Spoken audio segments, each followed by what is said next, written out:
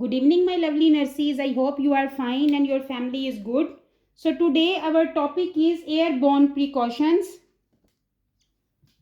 Airborne precautions. So in the airborne precautions, which type of diseases we have to implement airborne precautions. So first we will talk about the diseases. So for the diseases, keep in your mind four words MTVH. So you will not forget. M mean measles. M mean measles. The measles we are also telling rubella. Rubella. T mean tuberculosis. V mean varicella. Varicella we are also telling chickenpox. Chickenpox. Now the H is herpes zoster. Herpes zoster. We are also telling shingles. So these diseases MTVH, I give just this abbreviation so you will not forget the airborne precautions, the diseases we have to implement these precautions.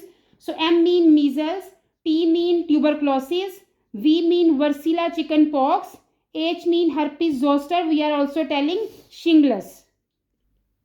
Which components we have to use, which components, or we can tell which precautions we have to use for the airborne diseases. So which precautions? The first of all, N95 mask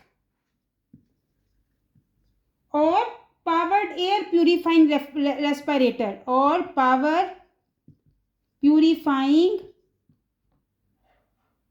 respirator. N95 mask or powered air purifying respirator. Number 2, negative pressure isolation room.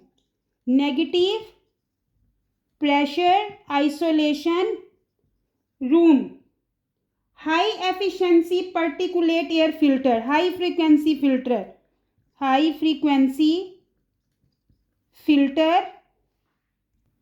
At least 6 to 12 air exchange per hour.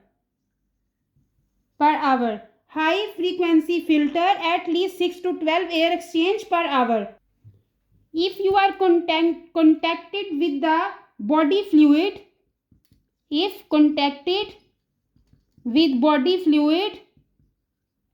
but we have to wear clean gloves, disposable gown and goggles or face shield. So these are the components and the precautions we have to use for the airborne disease. N95 mask, negative pressure isolation room, high frequency filter, at least 6 to 12 air exchange per hour. And if you are dealing with the patient like suctioning or the wound wash, so if you contact with the body fluid, we have to wear clean gloves, disposable gown, goggles and face shield. And the very important, whenever you will take patient to the outside if needed, for example some X-ray, MRI, some diagnostic procedure, so patient, you should have to give the mask to the patient whenever you will take patient outside from the room. So as we discuss about the airborne precautions, so according to the airborne precautions, we will try to solve this one question. So you know more about this airborne precautions and the chickenpox, because our question is related to chickenpox topic. So we will do the question. Our question is, the nurse is caring for a client who has chickenpox with open lesions. Which of the following infection control precautions should the nurse implement? Select all that apply. So we will select more than one answer. So what is our priority? Which precautions, which infection control precautions should the nurse implement? So first we will discuss about the chicken pox. What is chicken pox?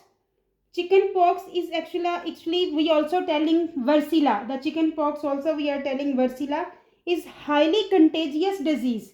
Chicken pox is highly contagious infection.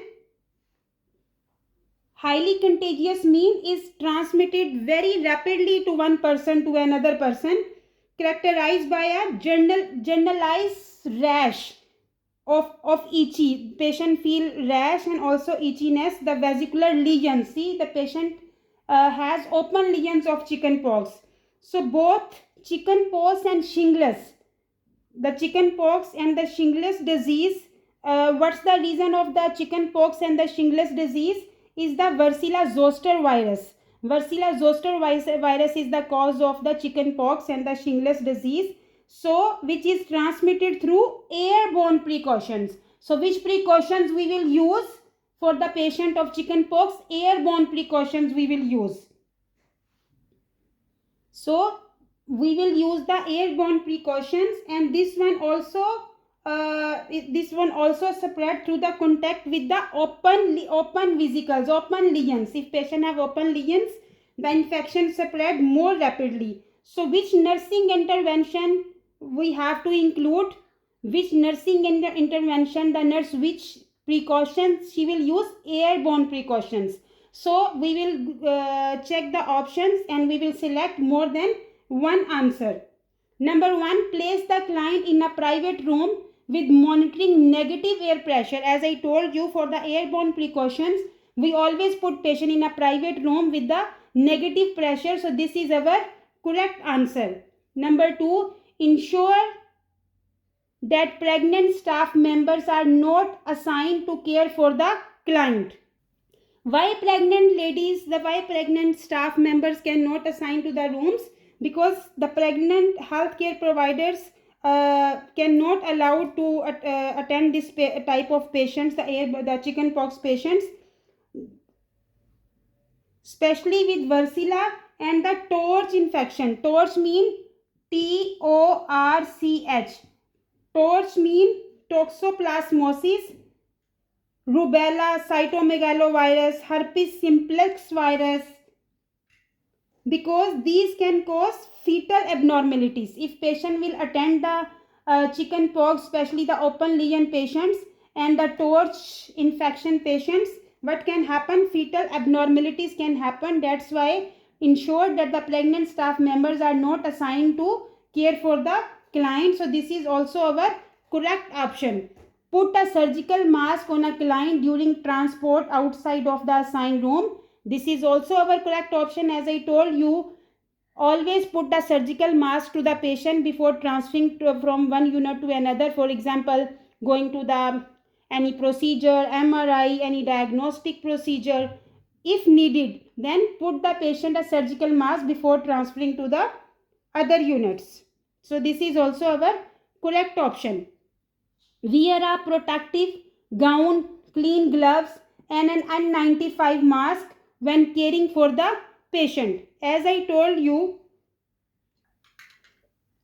the patient, clean gloves, protective gown and N95 mask is very important for the healthcare providers to wear when attending the patients. Patient have open lesions, chicken pox, and this is also our correct option. And if there is a eye shield, it should be mentioned if you are handling the contact precaution, handling the secretions.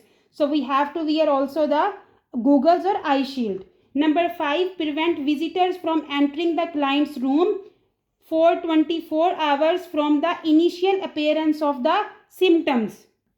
This is our incorrect options. Why this is incorrect? Because visitors are allowed but must follow airborne and contact precautions until the lesions are dried and crusted.